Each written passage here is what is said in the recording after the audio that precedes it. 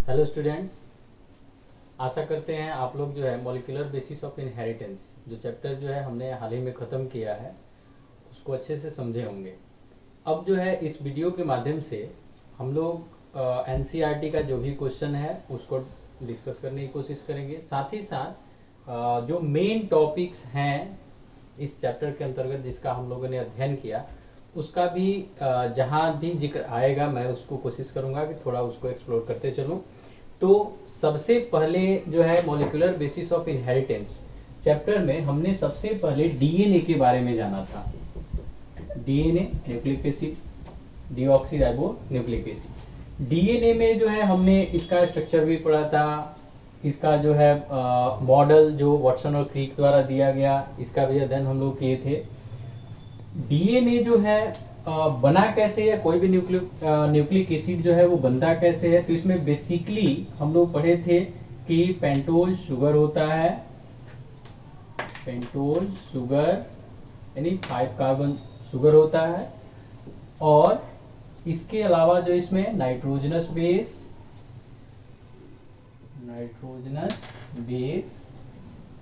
ये कौन कौन से होते हैं, ए टी जी सी, और जब आरएनए की बात करते हैं तो वहां टी की जगह यू यानी थायमीन की जगह यूरासिल पाया जाता है।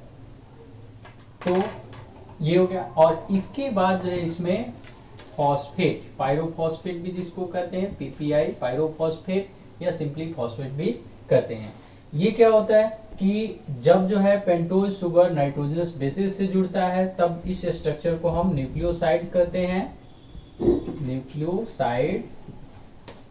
और यह न्यूक्लियोसाइड जब पायरोफॉस्फेट से रिएक्ट करता है, उससे जुड़ता है, तब हम इसको कहते हैं न्यूक्लियोटाइड। स्पीड थोड़ा सा ज्यादा है क्योंकि इसमें बहुत सारे टॉपिक्स हैं और उसको कम समय में हमें कंक्लूड करना है। तो न्यूक्लियोटाइड्स, अब न्यूक्लियोटाइड्स का स्ट्रक्चर जो है एक बार समझ लें बहुत शॉर्ट में। एक न्यूक्लियोटाइड, तो ये पेंटोज शुगर हमारा होता है, उसके बाद जो है यहाँ पर नाइट्रोजनस बेस जुड़े होते हैं, यानी जो भी बेस होगा मान लेते हैं ए है तो ए टी जी सी जो भी हो ये जुड़ा रहता है। यहाँ पर हाइड्रोक्सिल समूह ये 3' एंड कहलाता है, ठीक है। तीसरा कार्बन पे होता है इसलिए इसको 3' एंड कहते हैं। इसके बाद जो है यहाँ एक CH2 ग्रुप होता है ऐसे, और इसी के ऊपर हमारा फॉस्फेट लगा रहता है। तो this is the structure of nucleotide, यानी ये एक न्यूक्लियोटाइड होता है। और ऐसे ही बहुत सारे न्यूक्लियोटाइड जो है लिनियरली, यानी एक के बाद एक जो है 3 से 5 से, जैसे दूसरा जो आएगा तो उसका 3' यहाँ होगा और 5' जो है आगे होगा, ठीक है। तो इस तरह से आपस में जुड़ करके स्ट्रैंड बनाता है, डीएनए स्ट्रैंड बनाता है, और दो डीएनए स्ट्रैंड आपस में मिलते हैं तब जो है डीएनए डबल हेलिक्स का निर्माण होता है। इस डबल हेलिक्स का जो स्ट्रक्चर जो था वो 1953 में वाटसन और क्रिक ने दिया, जिसके लिए उन्हें नोबेल प्राइज भी दिया गया। तो ये हुआ हमारा डीएनए।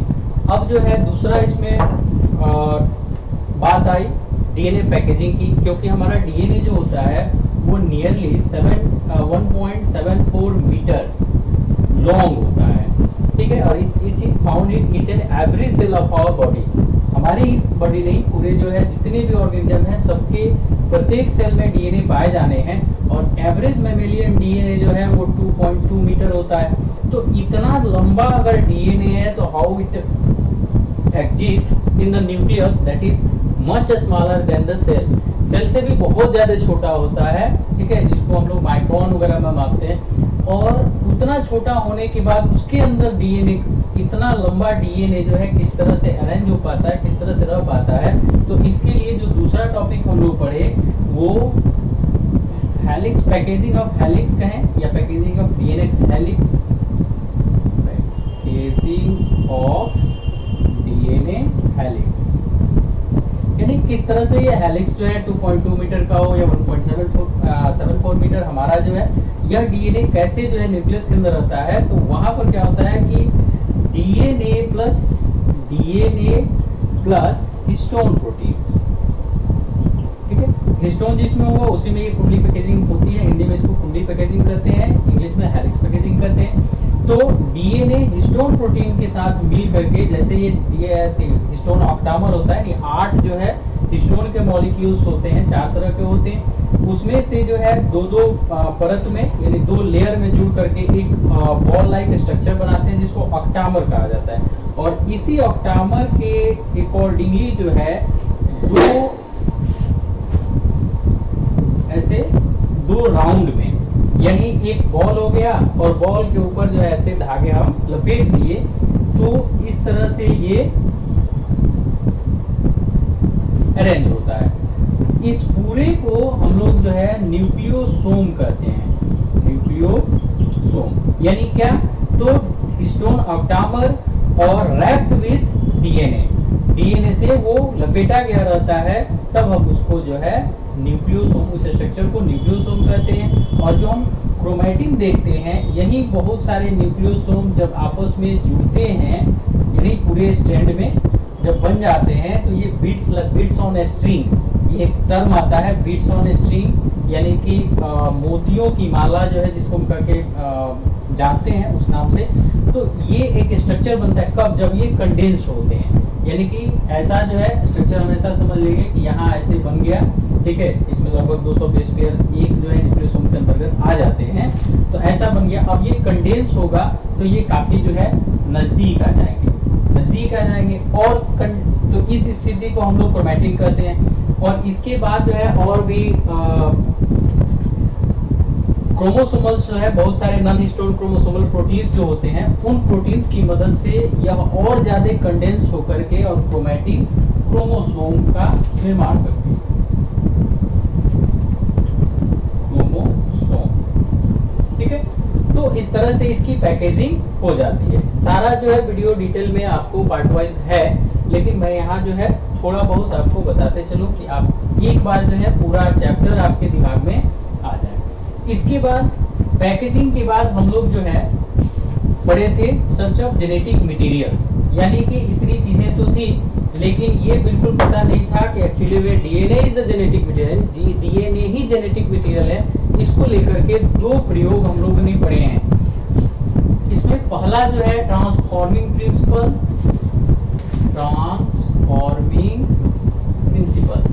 किसने दिया था? रूपांतरण सिद्धांत, फ्रेडरिक ग्रिफिथ। इन्होंने जो है 1928 में यह पता करने के लिए कि आखिर जो है एक सेल से दूसरे सेल में ऐसा क्या जाता है जो सारे कैरेक्टर्स को लेकर जाता है, यानी कि यह पता करने के लिए डीएनए जेनेटिक मटेरियल है या नहीं है, इन्होंने एक एक्सपेरिमेंट किया ग्रिफिथ ने, जिसको हम ट्रांसफॉर्मिंग प्रिंसिपल या के अंतर्गत पढ़ते हैं या फिर रूपांतरण के अंतर्गत पढ़ते हैं। इसमें इन्होंने क्या किया कि माउस का चूहे पर अपना प्रयोग किया और उसके आधार पर इन्होंने कंक्लूड किया कि जो बैक्टीरिया लिए थे, यानी आर टाइप और एस टाइप, इन 2 तरह के बैक्टीरिया लिए थे, आर स्ट्रेन और एस स्ट्रेन, यानी रॉफ निमोनिया का बैक्टीरिया था। दूसरा जो है एस स्ट्रेन, यानी स्मूथ सरफेस वाला निमोनिया का बैक्टीरिया था। तो इसमें इन्होंने देखा कि स्मूथ वाला जो है वायरुलेंट है, यानी बीमारी कॉज करता है और ऑर्गेनिज्म जो है डेड कर जाता है, जबकि आर वाला जो है बीमारी कॉज नहीं करता है। तो पहले इन्होंने जब अलग अलग एक ही चूहे में जब अलग अलग इसको जो है यानी आर वाले को डाला तो ये माउस जिंदा रहा, ठीक है। दूसरा चूहा था, उसमें जब एस वाले को डाला तो माउस जो है मर गया, ठीक है। तो इन्होंने बताया कि भाई तो यह जो है मर गया। इसके बाद जो है इन्होंने ये कंक्लूड किया कि शायद जो है इसका इसके बाद जो है एस स्ट्रेन को जो है डेट किए, फिर जो है उसको दूसरे माउस में आरएनए स्ट्रेन के साथ इंजेक्ट किए और उसके बाद भी उन्होंने देखा कि बीमारी कॉज हुआ और वो मर गया। इसका मतलब कि कहीं ना कहीं उसमें जो है डेड बैक्टीरिया में भी ऐसा कुछ था जो आर स्ट्रेन को चेंज किया।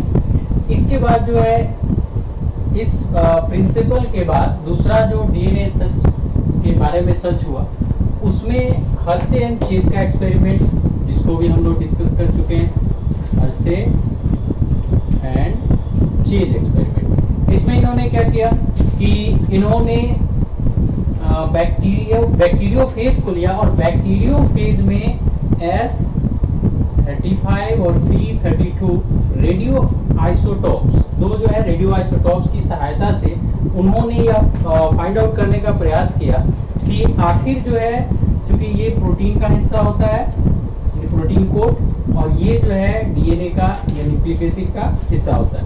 तो इसकी मदद से उन्होंने यह पता किया कि आखिर जो है एक जनरेशन से दूसरे जनरेशन में क्या जाता है, S35 या P32। अगर P32 जाता है इसका मतलब कि डीएनए इनहेरिट किया, अगर S35 जाता तो इसका मतलब प्रोटीन इनहेरिट किया। तो वो भी पूरा जो है एक्सपेरिमेंट आपको काफी एक्सप्लेन किया गया है, उसके लिए भी वीडियो है। अब इसके बाद जो है ये जेनेटिक मटेरियल का जो सर्च हो गया, उसके बाद आया रेप्लिकेशन। रेप्लिकेशन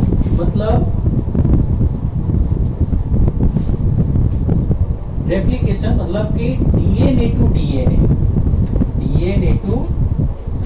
यानी डीएनए से डीएनए कैसे बनता है।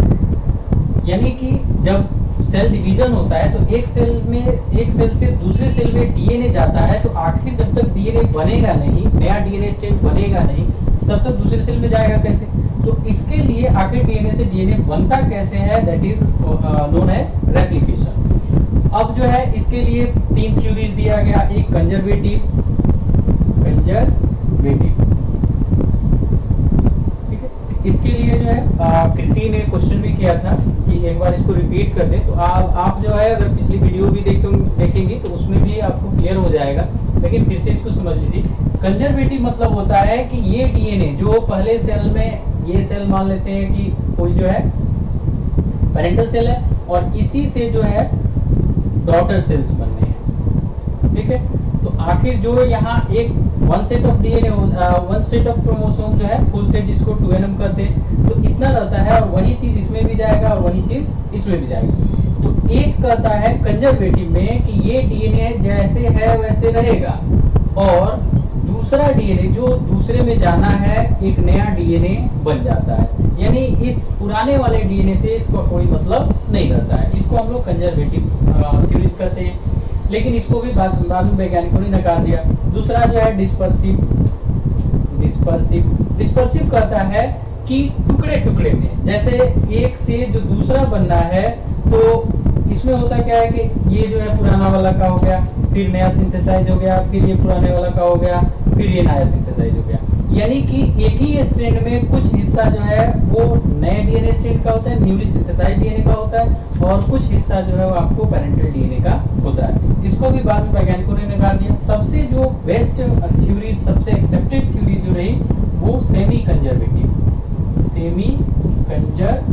जो मैथ्यू और मेसेल्सन का प्रयोग द्वारा जो है आपको एक्सप्लेन भी किए हैं कि ये किस तरह से। इसमें जो है शॉर्ट में समझ लीजिए कि इसमें कहता है कि जो डीएनए डबल स्ट्रैंड होता है, डबल हेलिक्स जो होता है पेरेंटल सेल में, ये क्या करता है कि रेप्लिकेशन के समय या सेल डिवीजन के समय जो है सिंथेटिक फेज में ये अलग होगा और ये भी अलग होगा, यानी कि ये भी अनवाइंड हो जाएगा और ये भी अनवाइंड हो जाएगा, और यहाँ पर एक नया स्ट्रैंड बन जाएगा, इसमें भी एक नया स्ट्रैंड बन जाएगा।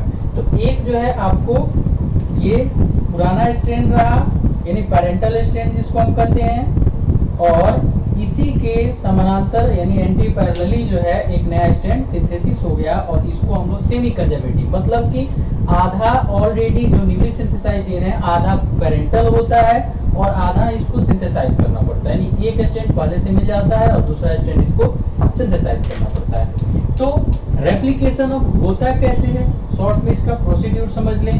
तो सबसे पहले जो है डीएनए हेलिक्स जो होता है वो अनवाइंड होता है, डीएनए हेलिक्स जो होगा ये जो है अनवाइंड होगा, यानी खुलेगा। खुलने पर जो है इसके स्ट्रैंड जो है सिंगल हो जाएंगे, एलोन हो जाएंगे, ठीक है। और एलोन होने से यहाँ जो भी बेस पेयर्स होगा ये भी जो है एलोन हो जाएगा और रिएक्टिव हो जाएगा। तो पहले जो है ये हेलिकेज एंजाइम की सहायता से, फिर टोपोआइसोमेरेज और एसएसबीपी, 3 जो है यहाँ एंजाइम होते हैं, इसको मैंने डिटेल में बताया है।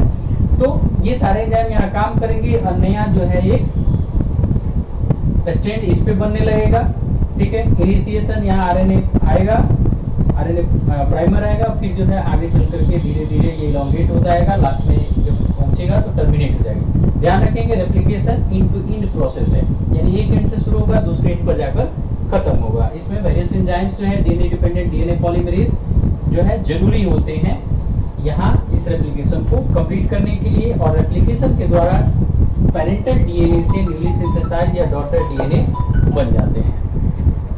इसके बाद जो है आपको आता है आरएनए, राइबोन्यूक्लिक एसिड। आरएनए को हम जानते हैं, आरएनए जो है आपको बेसिकली 3 प्रकार के होते हैं, एमआरएनए, आरआरएनए और tRNA. mRNA messenger RNA that carry codes for protein synthesis from DNA to ribosomes, यानी कि यह जो है जिस तरह के प्रोटीन बनने हैं उसके लिए कोड लेकर के न्यूक्लियस से राइबोसोम तक पहुंचता है और उसी के अकॉर्डिंगली प्रोटीन का सिंथेसिस होता है।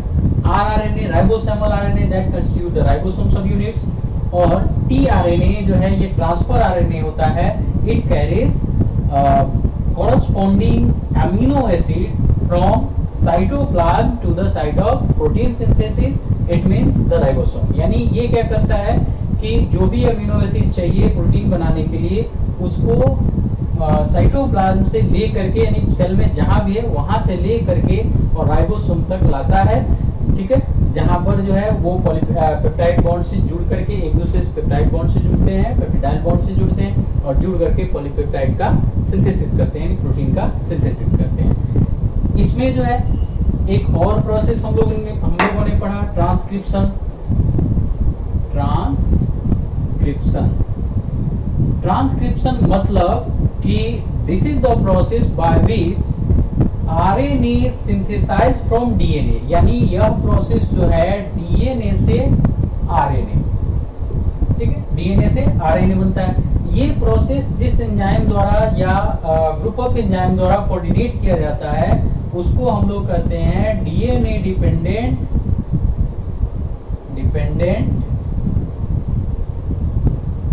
आरएनए पॉलीमरेज, यानी कि यह भी डीएनए ही कोऑर्डिनेट इसको करता है सिंथेसाइज में, तो डीएनए डिपेंडेंट आरएनए पॉलीमरेज होता है, जबकि डीएनए से डीएनए बनने यानी रेप्लिकेशन में डीएनए डिपेंडेंट डीएनए पॉलीमरेज काम करता है।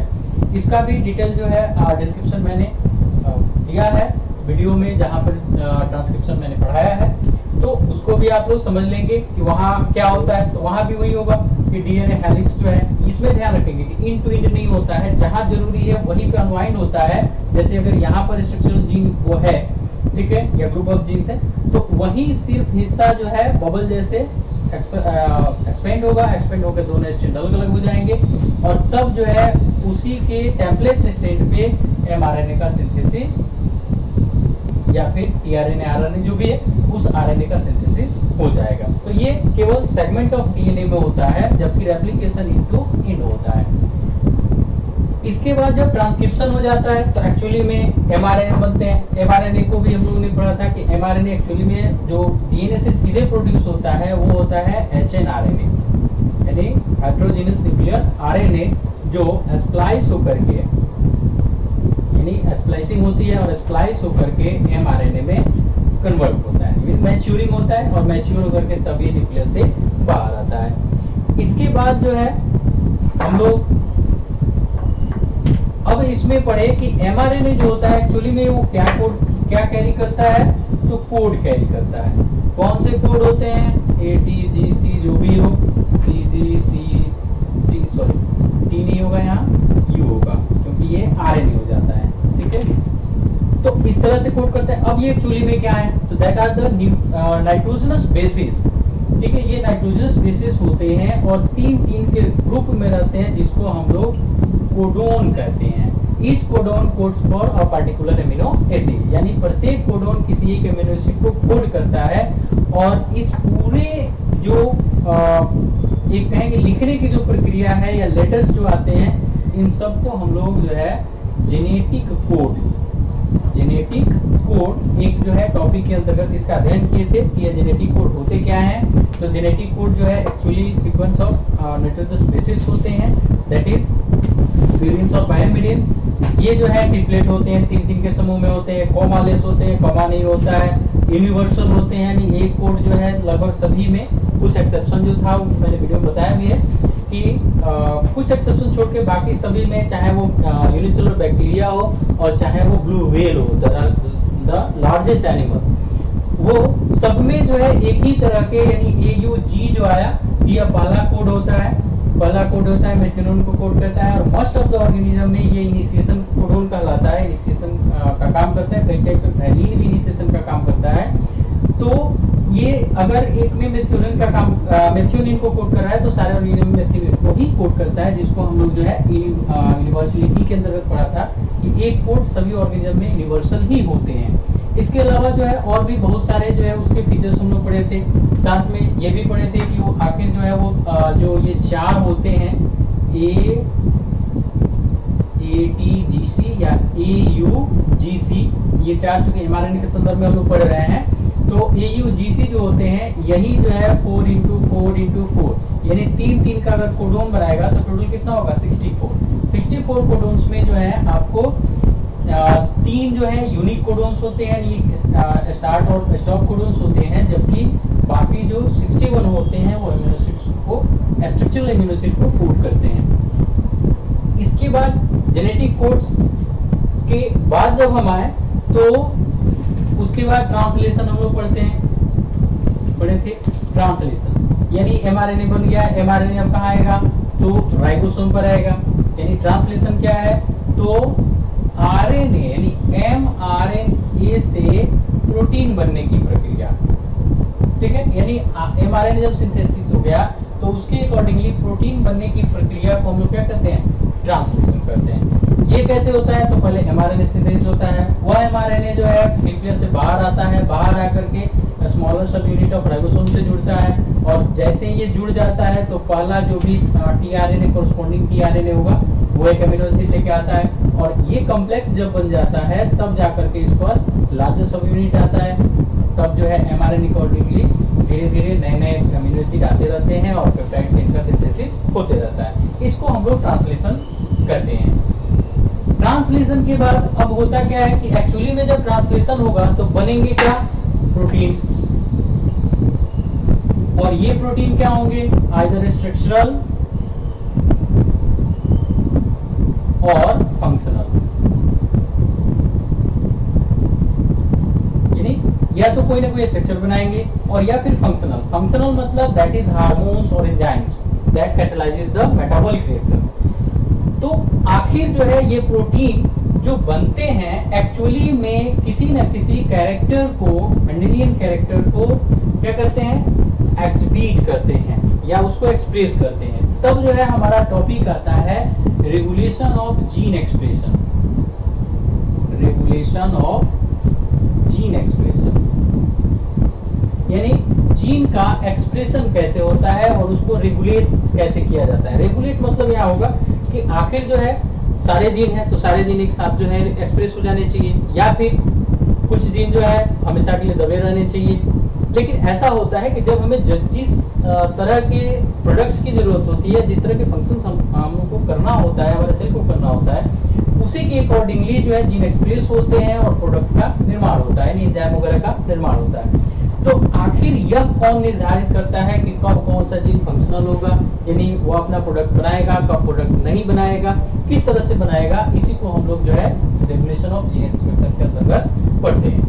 ये जो है आपको अलग अलग प्रोकैरियोट में थोड़ा सा अलग होता है, यूकैरियोट में थोड़ा सा अलग होता है, क्योंकि यूकैरियोट थोड़ा सा कॉम्प्लेक्स होता है, प्रोकैरियोट्स में उतना कॉम्प्लेक्स नहीं होता है। जैसा कि मैंने जो है उसके लिए जो वीडियो बनाए थे उसमें जो है इसको डिटेल में जिक्र किए हैं कि कैसे वो होता है, उसको आप लोग देख लेंगे, एक बार ध्यान देंगे। रेगुलेशन क्या होता है, तो कोई भी जीन इसमें जो आया, जैकब और मोनोड ने एक ऑपरेंट मॉडल दिया।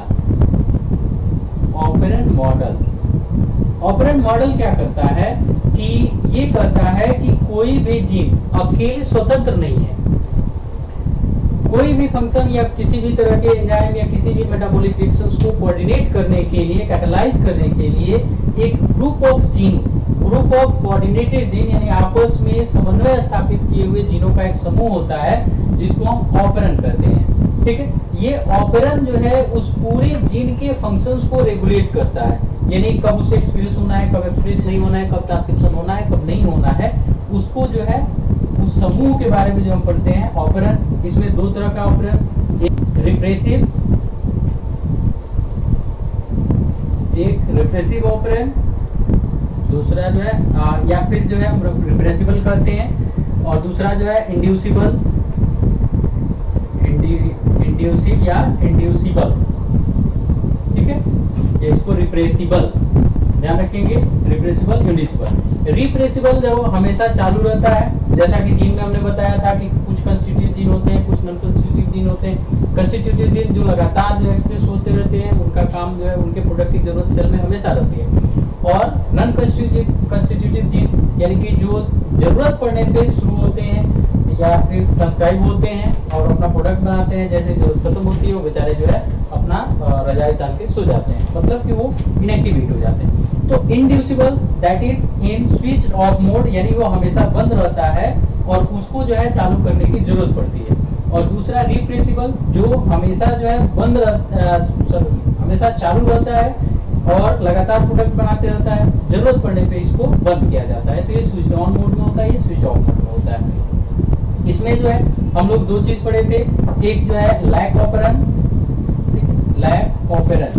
लैक ऑपरेंड से संबंधित जो है एक क्वेश्चन इसमें 10th नंबर क्वेश्चन जो है एनसीईआरटी में, उसमें एक क्वेश्चन जो है काफी पूछा भी जाता है बोर्ड एग्जाम में कि लैक ऑपरेंड में लैक्टोज मीडियम में आने पर लैक ऑपरेंड स्टार्ट होता है और लैक्टोज को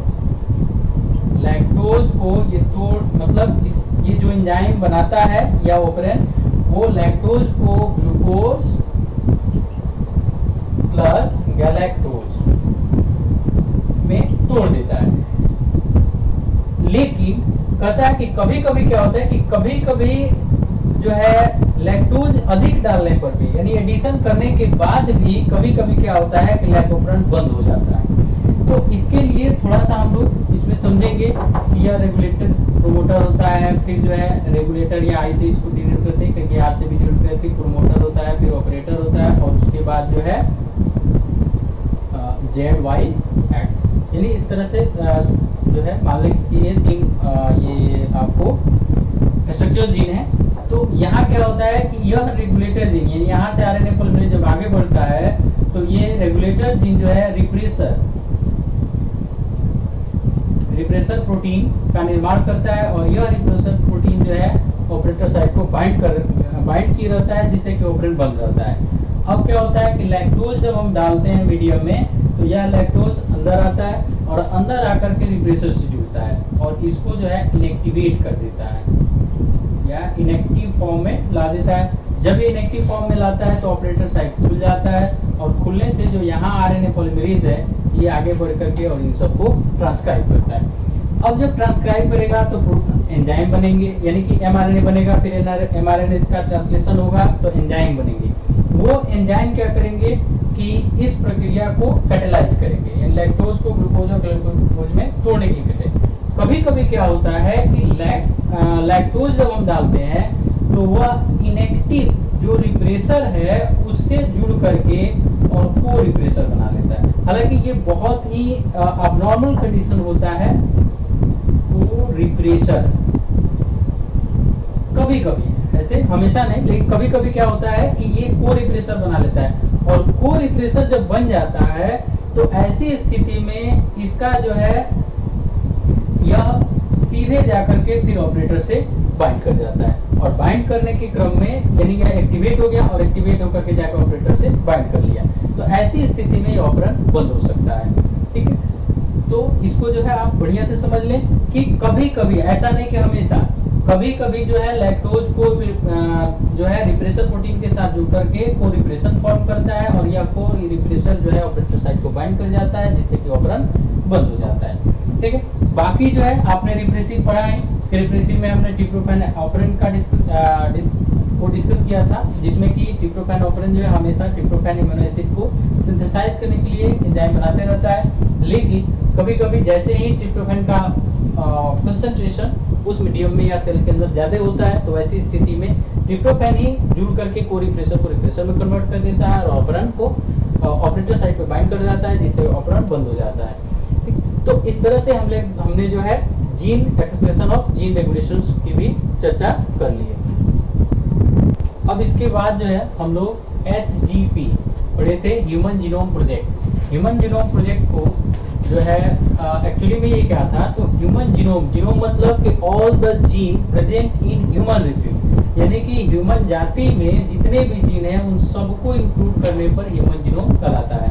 ठीक है, ये whole content of an organism, whole content of DNA of an organism is called its genome. तो इसको जो है सीक्वेंस करने का काम किया गया कि इस यह जो है कोऑर्डिनेट किया गया किसके द्वारा, तो सबसे पहले जो है इनिशिएट किया गया यूएस की जो है एनर्जी डिपार्टमेंट और उसका जो है नेशनल हेल्थ इंस्टीट्यूट, ये दोनों मिलकर शुरू किए। उसके बाद जो है यूनाइटेड किंगडम का वेलकम ट्रस्ट आया और तब इन लोगों ने मिलकर के इस HGP को आगे बढ़ाया। इसके बाद जो है इसमें और भी कंट्रीज हिस्सा लिए, जिसमें इनिशियली में जर्मनी था, फ्रांस था, चाइना था, ये सब मिलकर, जापान था, ये सब मिलकर के आगे बढ़ाया। उसके बाद जो है लगभग विश्व के सभी नामी गिरामी संस्थान जो है उसमें पार्टिसिपेट किए और उसको कंप्लीट किए। इससे संबंधित एक क्वेश्चन आता है, HGP को मेगा प्रोजेक्ट क्यों कहा जाता है? तो इसमें इसकी चर्चा भी हमने जो है उस वीडियो में की है, इसलिए जो पार्टिकुलर वीडियो है उसमें भी की है। और यहाँ बता देता हूँ कि चूंकि ये बहुत बड़ा काम था जो लगभग 15 सालों के लिए अनुमानित किया गया था, लेकिन 13 साल में ही ये कंप्लीट हो गया, तो बहुत लंबा चला। दूसरा, इसमें 3 × 10⁹ बेस पेयर्स, यानी इतने ज्यादा बेस पेयर्स को सीक्वेंस करना था। ठीक है, इसका जो बजट था वह $9 बिलियन, यानी लगभग जो है $3 जो है प्रति बेस पेयर का खर्च इसमें अनुमानित किया गया था और इतना लगा भी। इसके बाद जो है ये बहुत ज्यादा साइंटिस्ट के कोलैबोरेशन की वजह से जो है कंप्लीट हो पाया और इसका स्कोप भी बहुत ज्यादा था, तो इस वजह से इसको हम मेगा प्रोजेक्ट करते हैं। इसकी जो है इसको एक्सेस कर लेने से, यानी HGP को जो है एक्सेस कर लेने से हमें फायदा ये हुआ कि हम जो है मानव जीनोम से संबंधित सभी जानकारी, यानी कौन से जीन है, कहाँ है, कितने बड़े हैं, कितने छोटे हैं, उससे संबंधित सारी जानकारी हमें मिल गई। साथ ही साथ सबसे बड़ा इसका एडवांटेज ये रहा कि इससे जो डिजीज कॉजिंग जीन्स हैं, जिनकी वजह से जो है मेटाबॉलिक प्रॉब्लम्स क्रिएट हो जाते हैं, जेनेटिक डिसऑर्डर क्रिएट हो जाते हैं, ये सब जो है कैसे हैं, इनका स्ट्रक्चर क्या है, और ये सब समझने के बाद हम इतने जो है कुछ हद तक सक्षम हुए कि हम जो है इस तरह की बीमारियों का इलाज, जो पहले जिसका जो है पहले कोई इलाज नहीं था, उसका इलाज करने में हम बहुत हद तक सक्षम हुए, जैसे कैंसर वगैरह। इसके बाद जो आता है DNA फिंगरप्रिंटिंग। DNA फिंगरप्रिंटिंग जो है, DNA फिंगरप्रिंटिंग,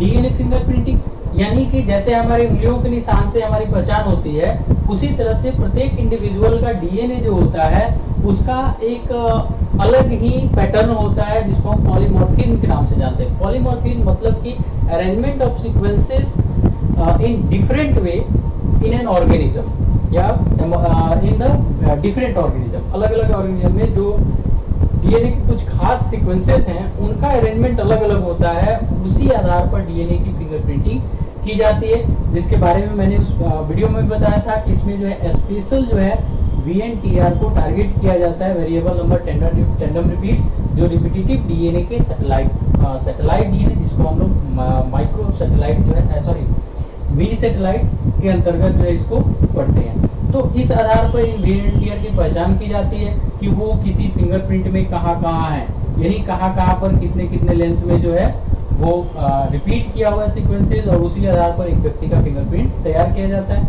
इसके लिए वेरियस मेथोडोलॉजी जो है, यानी किस तरह से इसको तैयार करते हैं, उसकी भी चर्चा हमने वीडियो में की हुई है कि DNA को आइसोलेट करेंगे, फिर काटेंगे, फिर उसकी सीक्वेंसर से उसको सीक्वेंसिंग करेंगे।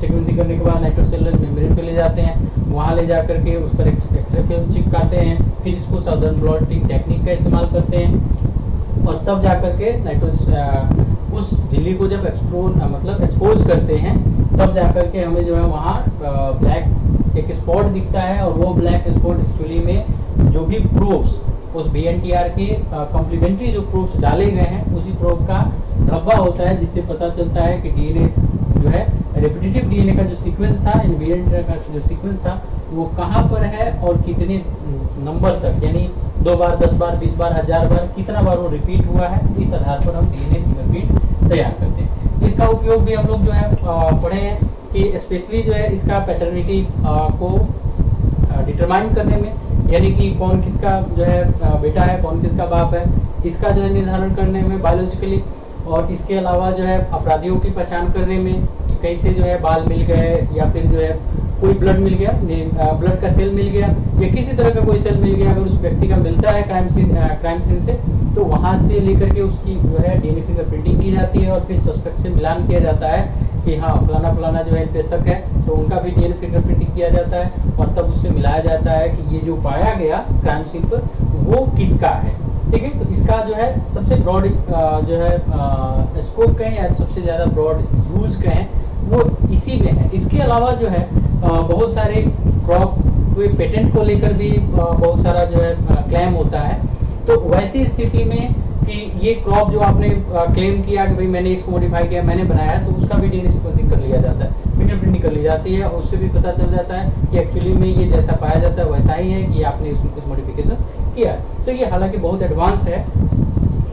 अब जो है इस तरह से, यानी कि इस वीडियो के माध्यम से हम लोगों ने इस चैप्टर में जो भी मेन टॉपिक्स थे और उनका थोड़ा बहुत एक झलक जो है आपको कि एक्चुअली में वो टॉपिक क्या कहते हैं, कैसे करते हैं, उसका मायने क्या है, ठीक है, थोड़ा बहुत हल्का में मैंने इसलिए डिस्कस किया क्योंकि इस एक वीडियो को देखने से आपको जो है लगभग एक चैप्टर का ओवरव्यू, यानी कि आसानी से आप बता सकते हैं कि इस चैप्टर में हमने क्या क्या पढ़ा और मुख्य बातें उसमें क्या थी।